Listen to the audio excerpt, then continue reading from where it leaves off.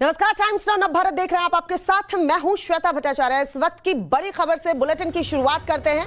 9 बजे के स्पेशल में सबसे पहले बात आतंकियों की कायराना हरकत की करते हैं। जम्मू कश्मीर के बांदीपोरा में टारगेट किलिंग हुई है। कश्मीर के बांदीपोरा में आतंकियों ने बिहार के एक शख्स मोहम्मद अमरेज की गोली मारकर हत्या कर दी है। मारा गया मोहम्मद अमरेज बिहार में मधेपुरा का रहने वाला बताया जा रहा है। 19 साल का अमरेज कश्मीर में मजदूरी किया करता था। बीती रात करीब 1 बजे आतंकियों ने बांदीपोरा के अजस तहसील में गोली मारकर अमरेज की हत्या कर दी। एक बार फिर से टारगेट किलिंग देखने को मिली है बांदीपोरा में। यहां एक बिहार के मधेपुरा के रहने वाले मजदूर की हत्या की है। एक बार फिर से टारगेट किलिंग हुई है जम्मू कश्मीर में। हमने देखा कि पिछले दिनों किस तरीके से टारगेट किलिंग एक के बाद एक जम्मू कश्मीर में घटनाएं बढ़ गई थी और एक बार फिर से यहां पर बिहार के मधेपुरा के रहने वाले अमरेज की हत्या की गई है। रात 1 बजे की घटना बताई जा रही है कि देखिए किस तरीके से बेकसूरों को मौत के घाट उतारा जा रहा है। जिस तरीके से हमारे सुरक्षा बल के जवान जो हैं वो लगातार वहां पर ऑपरेशन चला रहे हैं, आतंकियों का सफाया कर रहे हैं। एक बार फिर से दहशतगर्द जो है वो चाहते हैं कि दहशत का माहौल बना रहे, इसलिए टारगेट किलिंग देखने को मिल रही है जम्मू कश्मीर में। हालांकि ये घटनाएं इसलिए भी होती हैं क्योंकि जो लोग इसमें इन्वॉल्व होते हैं उनका कोई ट्रैक रिकॉर्ड नहीं होता। इसको लेकर सेना के जवानों ने कई बार बयान भी जारी किया।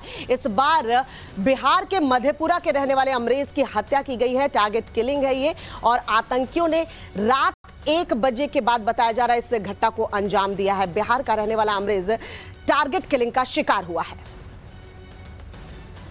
जो है ना, हम 12 बजे के बाद जो है ना तकरीबन ये सो रहे थे हम भाई, तो 12:20 पे छोटा वाला भाई बोला फायरिंग हुआ, उठो। जब हम जगे तो वो बोला, हम बोले सो जाओ, ऐसे होता ही रहता है। फिर वो बोला हम देखते हैं यहाँ भाई है नहीं सोया हुआ। हम बोले बाथरूम गया होगा। जब वो गया तो जीने में देखा खून से लदबद है। फिर हमको आवाज़ दिया, फिर हम आए तो फिर उसको उठाए, फिर हम आर्मी को फ़ोन किए, फिर आया तो फिर वो हजन ले गए। तो बांदीपुरा में यहां देखिए किस तरीके से मजदूर की हत्या की गई। अभी पिछले दिनों ही आतंकियों को मार गिराया था हमारे सुरक्षा बलों के जवानों ने। अमरीन की जिसने हत्या की थी, उन आतंकियों को घेर के एनकाउंटर में मार गिराया गया था। लेकिन एक बार फिर से टारगेट किलिंग देखने को मिली है जम्मू कश्मीर में। हमारे सहयोगी प्रदीप दत्ता हमारे साथ इस खबर पर जुड़े हुए, रुक कर लेते हैं प्रदीप का। प्रदीप, जानकारी चाहेंगे। पिछले दिनों हमने देखा सेना ने एक ऑपरेशन चलाया और किस तरीके से अमरीन की हत्या की थी, जिन आतंकियों ने मौत के घाट उतारा गया। अब एक बार फिर से दहशतगर्द चाहते हैं कि दहशत का माहौल बना रहे, फिर से एक टारगेट किलिंग। कैसे घटना घटी, अभी क्या ताजा हालात है, जानना चाहेंगे। बिल्कुल आप सही कह रहे हैं। एक बार फिर से कायराना और बुज़दिलाना हरकत आतंकवादियों की तरफ से। आप देखिए किस तरीके से उन्होंने एक मजदूर की हत्या कर दी। 19 साल का शख्स जो बिहार के मधेपुरा इलाके से आया था यहाँ मजदूरी करने के लिए। और दूसरा देखिए, ये जब मजदूर यहाँ आते हैं ये खाली अपने रोजगार के लिए नहीं आते, यानी कि डेवलपमेंट का भी हिस्सा बनते हैं। कहीं ना कहीं ये 2 चीजें करने की कोशिश करते हैं। एक तो ये एक भय का माहौल क्रिएट करने की कोशिश करते हैं टारगेटेड किलिंग करके, और दूसरा ये जो डेवलपमेंट पे रोक लगाने की पूरी कोशिश करते हैं। और तीसरा आपको मालूम है कि 2-3 दिन के बाद एक बार फिर से आजादी का अमृत महोत्सव मनाया जाएगा।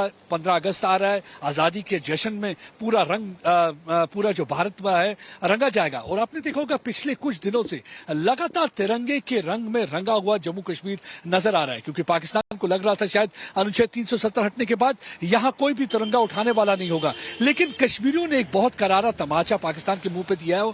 जब से प्रधानमंत्री ने ट्वीट किया कि हमें हर घर पे तिरंगा होना चाहिए, मेरे ख्याल से शायद ही कोई दिन होगा जिस दिन यहां पे तिरंगा लहराते हुए कश्मीर के बच्चे, युवा या वहां के लोग, स्थानीय निवासी नजर नहीं आते हैं। तो ये एक डर का माहौल क्रिएट करने की कोशिश कर रहे हैं। और तीसरी जो वजह, जो मेन वजह है, अगर आप इन कुछ महीनों की बात करें तो 136 के करीब आतंकवादी मारे जा चुके हैं, जिसमें 36 के जो कमांडर हैं वो पाकिस्तान के हैं।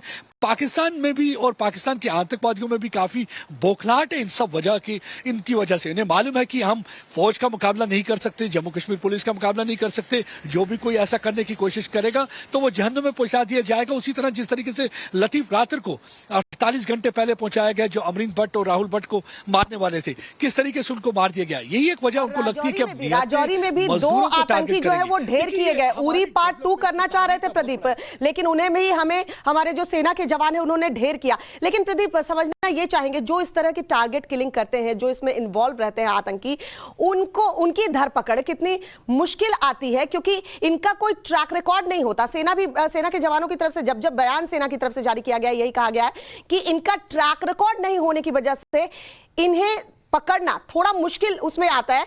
ये कैसे आप वहां पर इसको देखते हैं कि जब ट्रैक रिकॉर्ड नहीं है तो आखिरकार क्या किया जाए? फिर तो हमें दबिश देनी पड़ेगी, सर्च ऑपरेशन चलाना पड़ेगा, या फिर हमें लोकल इनपुट जो मिलेंगे उस पर डिपेंड होना पड़ेगा?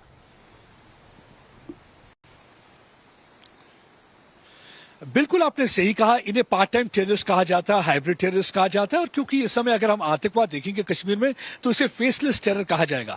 क्योंकि इसलिए फेसलेस टेरर कहा जाएगा क्योंकि पहले मालूम होता था ये कमांडर है, ये शख्स है, ओवरग्राउंड वर्कर है, ये शख्स है, फलानी तंजीम के साथ काम कर रहा है। लेकिन आजकल जो है मालूम नहीं होता कि कौन किसके साथ काम कर रहा है। देखिए, पार्ट टाइम टेररिस्ट का काम क्या होता है कि रोजमर्रा ये जाके अपनी कार्रवाई करते हैं, इन्हें बंदूक पकड़ाई जाती है, कार्रवाई करने के बाद बंदूक फेंक देते हैं और आम आदमियों की तरह ये अपना कामकाज करते रहते हैं। इसलिए यही वजह है कि सुरक्षा बलों को कई बार बहुत मुश्किल हो जाती है। लेकिन सुरक्षा बलों ने, अगर आपने देखा होगा कि पिछले कई महीनों में जो इंटेलिजेंस नेटवर्क है काफी पुख्ता किया। एक वक्त आ रहा था कि हर दूसरे तीसरे दिन ये टारगेटेड किलिंग कर रहे थे कि टारगेटेड किलिंग का सिलसिला थमने का नाम नहीं ले रहा था। लेकिन इंटेलिजेंस नेटवर्क की वजह से इन्होंने कई लोगों को दबोच लिया, जिसकी वजह से हमने देखा कि थोड़ा सा टारगेटेड किलिंग में जो रोकथाम हुई थी, लेकिन फिर से हमने देखा कार्रवाई की है। क्योंकि अगर हम 8 शख्स को पकड़ते हैं, हमारे सुरक्षा बल के जवान दूसरे 8 शख्स तैयार किए जाते हैं। और ये ज्यादातर जो लोग हैं या तो ये ड्रग एडिक्ट हैं या ज्यादातर लोग हैं इन्हें आइडियोलॉजी से कोई लेना देना नहीं है, इन्हें पैसे दिया जाता है,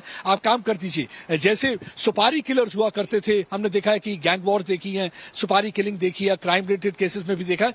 समझ लीजिए कि सुपारी किलर्स हैं, इनका कोई ट्रैक रिकॉर्ड नहीं होता, इन्हें बस पैसे दिए जाते हैं, बंदूक पकड़ाई जाती है, आप जाइए मारिए। यही एक वजह है कि अगर आप देखेंगे पिछले साल में कोई 1500 के करीब पिस्तौल रिकवर हुए और ये पाकिस्तान को मालूम है कि ये आर्मी का मुकाबला नहीं कर सकते, इसलिए पिस्तौल स्मगल की जाती है और इनको पिस्तौल पकड़ाई जाती है, कार्रवाई करने के बाद टारगेट फिर दे दिया जाता है और उसके बाद ये अपने आका के कहने के बाद ये टारगेट किलिंग करते हैं और फिर जाके जनता के बीच जो है घुल मिल जाते हैं, वहां की आवाम के बीच घुल मिल जाते हैं। और इसलिए हमारे सेना के जवानों को मुश्किलात का सामना करना पड़ता है इन्हें ढूंढ निकालने में। बहुत बहुत शुक्रिया प्रदीप तमाम